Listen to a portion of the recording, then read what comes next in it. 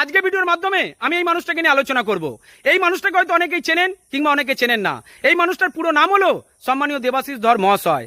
এবারের বিধানসভায় সোনারপুর উত্তর থেকে বিজেপির টিকিটে উনি জয়ী হয়েছেন। তবে এই মানুষটা শুধু যে একজন এমএলএ তা কিন্তু নয়, এনার আর একটা পরিচয় হলো প্রাক্তন আইপিএস। শুনতে খারাপ লাগবে, একজন প্রাক্তন আইপিএস হওয়ার পরেও এই মানুষটা কিন্তু বছরের পর বছর পড়ে থেকেছে আশ্রমে দুমুঠো খাবারের জন্য। আজকে ভিডিওর মাধ্যমে এই মানুষটারই সংক্ষিপ্ত জীবনী আপনাদের সামনে তুলে ধরতে চেষ্টা করছি।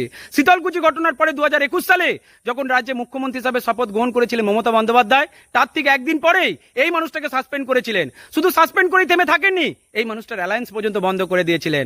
না হাতে ছিল কাজ, না ছিল পকেটে টাকা, তাই দুমুঠো খাবারের জন্য ঠিকানা হয়ে যায় বেনারস, ঋষিকেশ আর হরিদ্বার। সেখানেই দীর্ঘদিন পড়েছিলেন।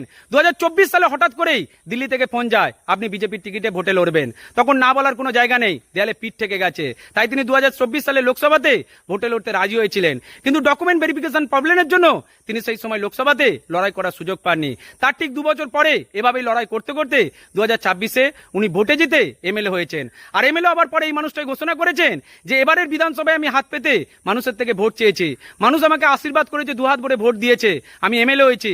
তবে পুনরায় যদি কখন আমি ভোটের টিকিট পাই, সেদিন আর মানুষের দরজায় যাব না।